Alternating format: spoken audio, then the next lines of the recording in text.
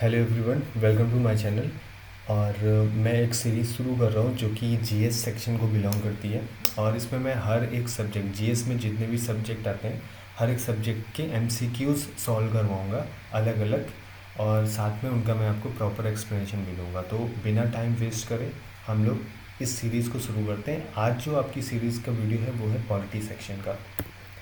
हमारा एजेंडा क्या रहने वाला है, हम लोग एमसीक्यू सॉल्व करेंगे, उसके बाद हम लोग उसका डिटेल सोल्यूशन देखेंगे। जितना भी पॉसिबल है मैं उसको एक्सप्लेन करने की कोशिश करूँगा, जितना आपके लिए इम्पॉर्टेंट है। और area of growth, that means कि कोई ऐसा टर्म है जो मुझे लगता है कि एक्सप्लेन करना चाहिए और आपकी प्रिपरेशन के लिए ज़रूरी है, तो मैं उस चीज़ को भी एक्सप्लेन करूँगा। तो हमारा पहला क्वेश्चन है आज की वीडियो में, वो ये है कि who is known as the father of Indian constitution. भारतीय संविधान के जनक के रूप में किसे जाना जाता है। हमारे पास चार ऑप्शन है, ए जवाहरलाल नेहरू, बी आर अम्बेडकर, सी महात्मा गांधी और डी सरदार वल्लभ भाई पटेल। तो इसका जो करेक्ट आंसर है वो है option number B, doctor B R Ambedkar. इसका explanation, doctor B R Ambedkar was the chairperson of the drafting committee of the Indian Constitution. His significant contribution to the drafting process earned him the title of Father of Indian Constitution. मतलब कि ये कि देखिए, जो हमारी constitutional assembly थी उसने ये डिसाइड कर लिया कि कॉन्स्टिट्यूशन में कौन कौन से राइट रहेंगे, क्या क्या चीज़ें रहेंगी, कौन से प्रावधान रहेंगे, क्या तरीका होगा, वो सब उन्होंने डिसाइड कर लिया सर्वसम्मति से। लेकिन उसको किस तरीके से ड्राफ्ट करना है, कॉन्स्टिट्यूशन की जो एक लिखित संविधान बनाने के लिए उसका क्या ड्राफ्ट होने वाला है, उसके लिए एक अलग कमेटी थी।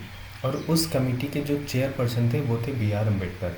तो इस पद पे रहते हुए उन्होंने संविधान की ड्राफ्टिंग में जो भूमिका निभाई, उस भूमिका के चलते उन्हें ड्राफ्टिंग मतलब कि भारतीय संविधान के जनक के रूप में जाना जाता है। Is that clear? I think इसमें क्वेश्चन नहीं था, सबसे सरल क्वेश्चनों में से एक था। नेक्स्ट क्वेश्चन है, which article of the Indian constitution deals with the prohibition of discrimination on grounds of religion, race, caste, sex और प्लेस ऑफ बर्थ। भारतीय संविधान का कौन सा अनुच्छेद धर्म, नस्ल, जाति, लिंग या जन्म के स्थान के आधार पर भेदभाव पर रोक से संबंधित है। तो मैं इसका आंसर जो है वो आर्टिकल 15 है, लेकिन मैं आपको यहाँ पे कुछ एक्सप्लेन कर देता हूँ कि हमारे जो फ्रीडम ऑफ राइट्स हैं उसमें दो आर्टिकल हैं, एक है आपका आर्टिकल 15 और एक है आपका आर्टिकल 17। लेकिन जो आर्टिकल 15 है आपका, ठीक है, ये आपका एक अम्ब्रेला की तरह काम करता है when it comes to the discrimination.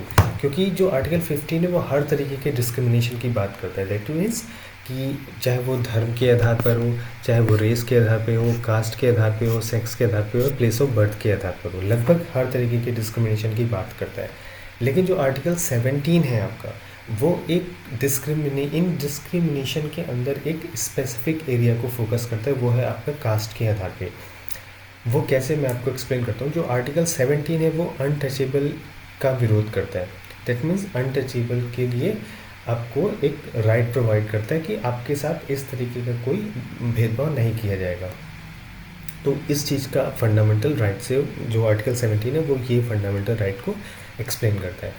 तो जो 15 है, एक तरीके से जो आर्टिकल 17 है वो 15 का ही एक एक्सपेंशन है, क्योंकि 15 एक अम्ब्रेला टर्म की डिनोट करता है, मतलब जो हर तरीके के डिस्क्रिमिनेशन की बात करता है। लेकिन आर्टिकल 17 कास्ट बेस्ड जो डिस्क्रिमिनेशन है, जो कि एससी और एसटी कम्युनिटीज़ से रिलेटेड है, उनके साथ जो भारत में चलता चला आ रहा है, जो जिसको हम एक सामाजिक कुरीति कहते हैं, तो उस कुरीति को दूर करने के लिए आर्टिकल 17 के अंदर ये फंडामेंटल राइट को प्रोवाइड किया गया। I think it is very clear कि दोनों में डिफरेंस क्या है, आर्टिकल 15 और आर्टिकल 17 में क्या डिफरेंस है। अब इसका हम लोग एक्सप्लेनेशन देख लेते हैं। Article 15 prohibits discrimination by the state against any citizen on the ground of religion, race, caste, sex और place of birth. That means कि ये जो आपका 15 है ये सिर्फ भारत के नागरिकों के लिए। देखिए, कुछ आर्टिकल्स ऐसे हैं भारतीय संविधान में, जैसे कि आर्टिकल 15 हो गया, आर्टिकल 16 हो गया, आर्टिकल 19 हो गया, आर्टिकल 29 हो गया। ये वो आर्टिकल है जो भारत के नागरिकों के लिए उपलब्ध है। दैट मीन्स फॉरेनर्स के लिए अवेलेबल नहीं है। लेकिन इसका मतलब ये नहीं है कि फॉरेनर्स अगर इंडिया में आ रहे हैं तो आप उनके साथ धर्म के आधार पे भेदभाव करें, नस्ल के आधार पे भेदभाव करें, जाति के आधार पे भेदभाव करें, लिंग के आधार पे भेदभाव करें, जन्म स्थान के आधार पे भेदभाव करें।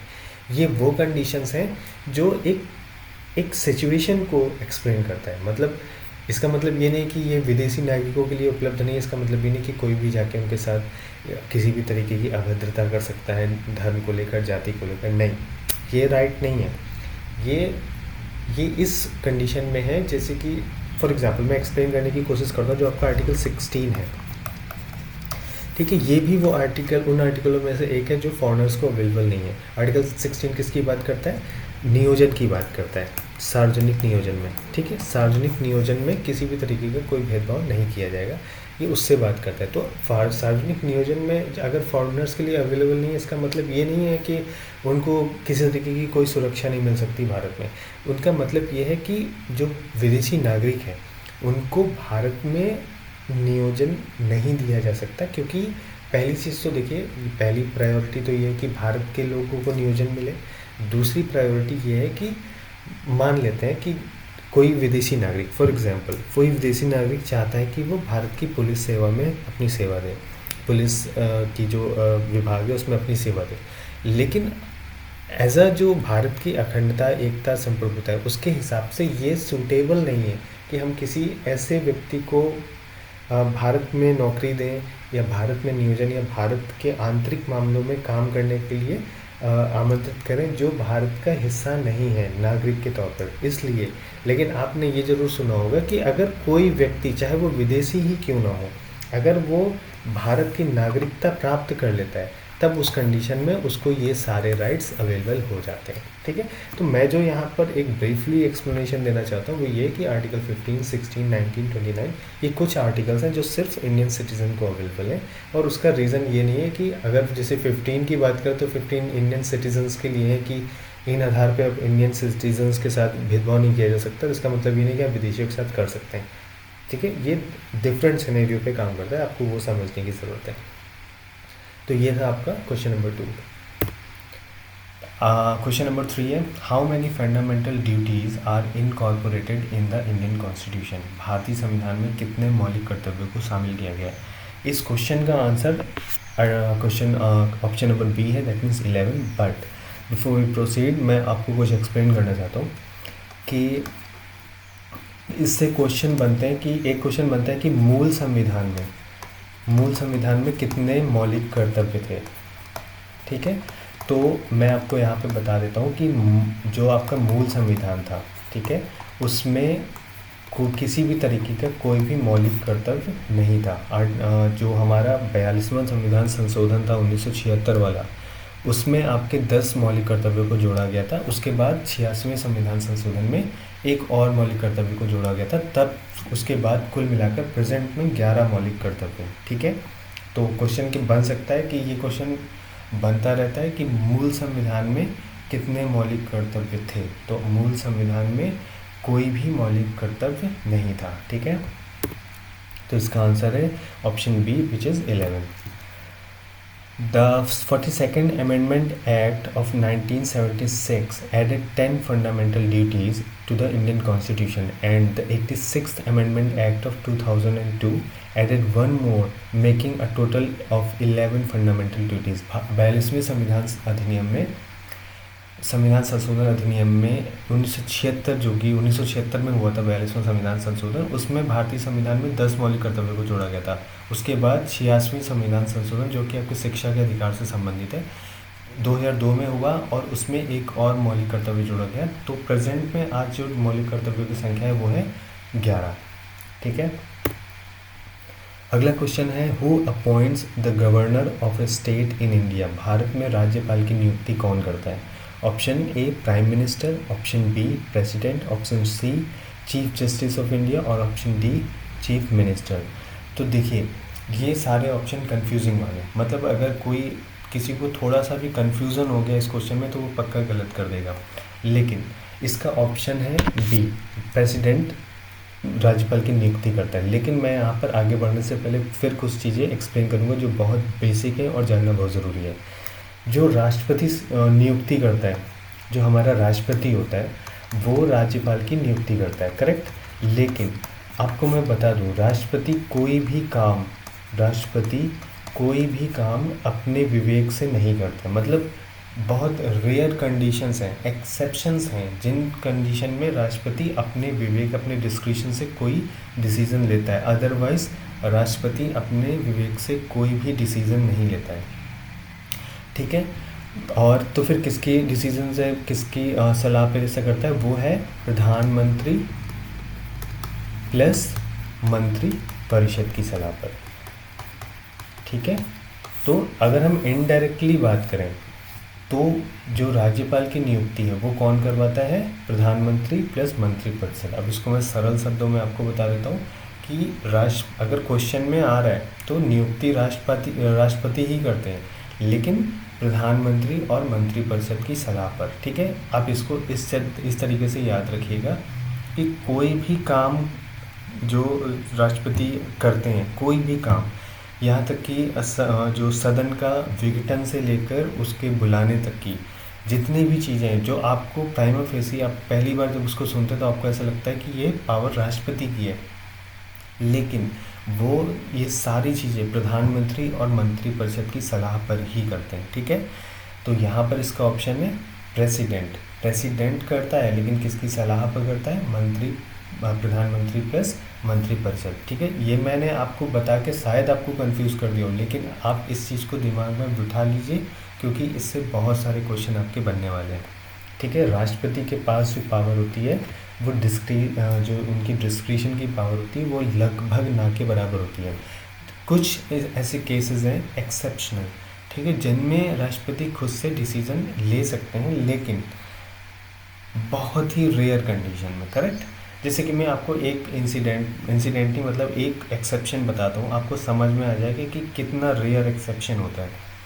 देखिए, जब मान लीजिए सरकार गिर गई, फॉर एग्जांपल सरकार गिर गई और राष्ट्रपति को अब नई सरकार बनाने के लिए कोई ऐसा दावेदार नहीं मिल रहा है। फॉर एग्जांपल जैसे प्रेजेंट की सरकार ने इस्तीफ़ा दे दिया, प्रधानमंत्री ने सरकार से अपने पद से इस्तीफ़ा दे दिया और इस कंडीशन में सरकार गिर जाएगी तुरंत, ठीक है। अब राष्ट्रपति का ये कर्तव्य है कि वो जो भी दूसरा दल है, अगर कोई ऐसा दल है संसद के अंदर जो अपनी सरकार बनाने का दावा करता है, मेजॉरिटी पेश करता है, तो उस कंडीशन में तो राष्ट्रपति उसकी सरकार बनाने के लिए आदेश दे देंगे। लेकिन अगर त्रिशंकु सदन की कंडीशन आ जाती है जहाँ पर कोई भी ऐसा दल नहीं है जो मेजॉरिटी दे सकता है, उस कंडीशन में ये राष्ट्रपति का डिस्क्रिशन होगा कि राष्ट्रपति किसी को सरकार बनाने के लिए नामित करें। सेकंड जो आपका एक्सेप्शन होता है वो ये होता है कि फॉर एग्जांपल जैसे मैंने आपको अभी बताया कि राष्ट्रपति कोई भी डिसीज़न खुद से नहीं लेता है, वो हमेशा प्रधानमंत्री और मंत्री परिषद की सलाह पर काम करता है। तो जब सरकार गिर गई तो एक टाइम पीरियड होगा जहाँ पर कोई भी सरकार नहीं है और सारी पावर राष्ट्रपति के पास में है। तो आपको ये आपके दिमाग में ये सवाल आना चाहिए कि अगर राष्ट्रपति कभी खुद से कोई काम नहीं करते, दैट मीन्स खुद के विवेक से कोई डिसीज़न नहीं लेता है, तो जब सरकार गिर गई दैट मीन्स ना उस वक्त कोई प्रधानमंत्री और ना ही मंत्री परिषद है, उस कंडीशन में राष्ट्रपति को सलाह कौन देता है?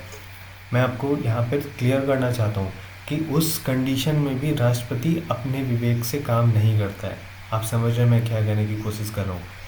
सरकार गिर गई, कोई भी प्रधानमंत्री नहीं है, कोई मंत्री परिषद नहीं है, उस कंडीशन में भी राष्ट्रपति अपने विवेक से काम नहीं करेगा। कब तक?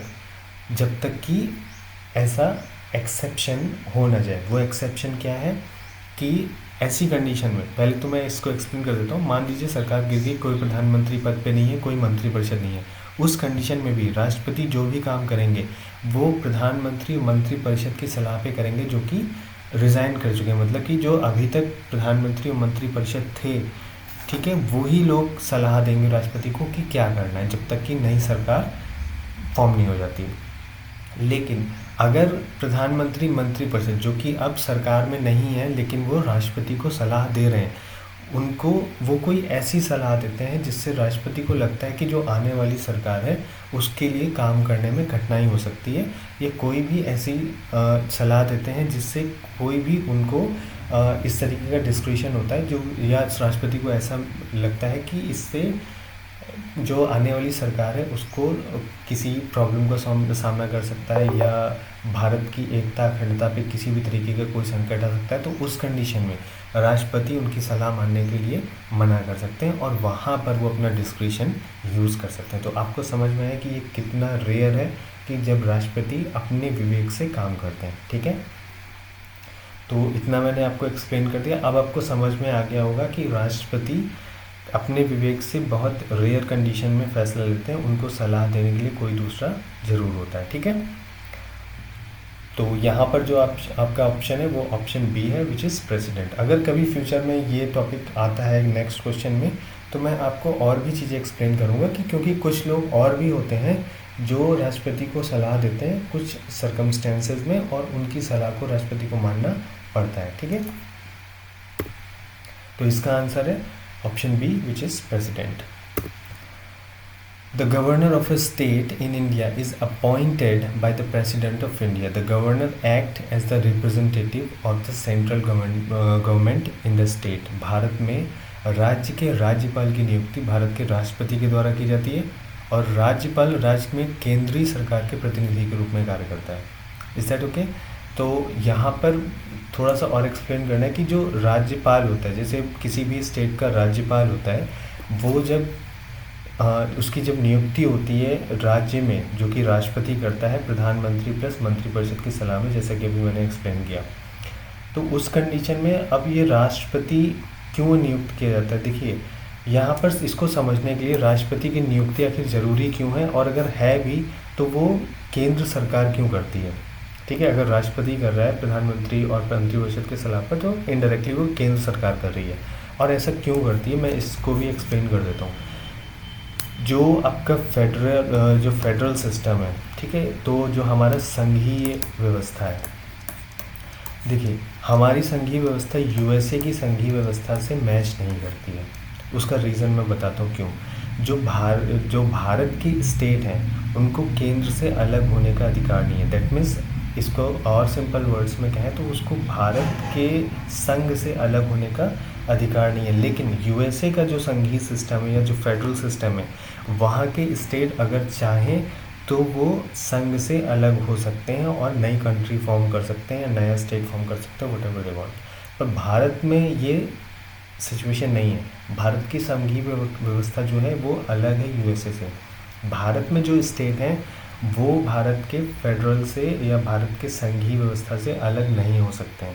ठीक है, तो इस कंडीशन में अब देखिए, अगर मान लीजिए कोई स्टेट जो है वो ये मांग करता है कि उसको अलग दर्जा दिया जाए, अलग राज्य का दर्जा दिया जाए, या मतलब भारत से अलग किसी कंट्री का दर्जा दिया जाए, भारत से उसको अलग किया जाए, अगर वो इस तरीके की मांग करता है, उस कंडीशन को रोकने के लिए ये सिचुएशन ना बने, इसलिए केंद्र सरकार राज्यपाल को राज्य में नियुक्त करती है, ताकि जो राज्यपाल है वो उस स्टेट में होने वाले कोई भी गतिविधि जो कि भारत की अखंडता के अगेंस्ट में है, भारत की संप्रभुता के अगेंस्ट में है, उसको उसकी निगरानी रख सके। इसीलिए जो ये टर्म यूज़ किया जाता है रिप्रेजेंटेटिव, दैट मीन्स राज्यपाल जो प्रेसिडेंट है वो केंद्र सरकार का प्रतिनिधि के रूप में कार्य करता है। दैट मीन्स वो उन सारी गतिविधियों की निगरानी रखता है कि राज्य में जो भी चीज़ें हो रही हैं वो कॉन्स्टिट्यूशन के हिसाब से ही हो रही हैं,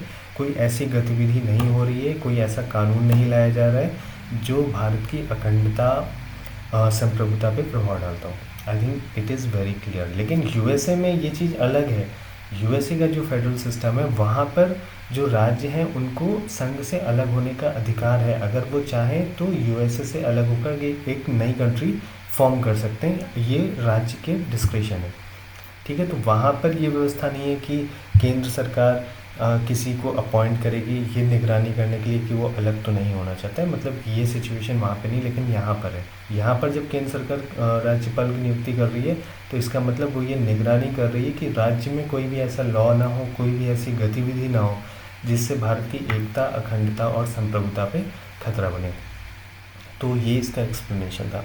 हम लोग नेक्स्ट क्वेश्चन पे मूव करते हैं। Which part of the Indian constitution deals with the panchayat? भारतीय संविधान का कौन सा भाग पंचायतों से संबंधित है? तो ये आपका पार्ट 9 है, ठीक है। इसका एक्सप्लेनेशन है भारतीय संविधान का भाग 9 जो कि 1992 के 73वें संविधान संशोधन अधिनियम के द्वारा जोड़ा गया है, पंचायतों से संबंधित है, जो उनके संगठन, कार्यप्रणाली के लिए एक विस्तृत ढांचा प्रदान करता है, ठीक है। तो ये तो डायरेक्ट क्वेश्चन था। अगला क्वेश्चन है which article of the Indian constitution provides the establishment of a finance commission? भारतीय संविधान का कौन सा अनुच्छेद वित्त आयोग की स्थापना का प्रावधान करता है? इसका ऑप्शन है जो करेक्ट ऑप्शन है वो है ऑप्शन बी, आर्टिकल 280 आपके जो वित्त आयोग है। वित्त आयोग का काम क्या होता है मैं आपको ब्रीफ में एक्सप्लेन कर देता हूँ। जैसे भी जो भी टैक्स कलेक्शन हो रहा है, देखिए कुछ टैक्स होते हैं जो स्टेट कलेक्ट करता है और स्टेट उसको खुद ही रख लेता है, कुछ टैक्स होते हैं जो केंद्र सरकार कलेक्ट करती है और केंद्र सरकार अपने पास जमा कर लेती है। तो उस कंडीशन में वो पैसा जो होता है, फॉर एग्जांपल जैसे कि यूपी से या कोई भी 2 स्टेट इन्वॉल्व होते हैं किसी भी डील के लिए, ठीक है।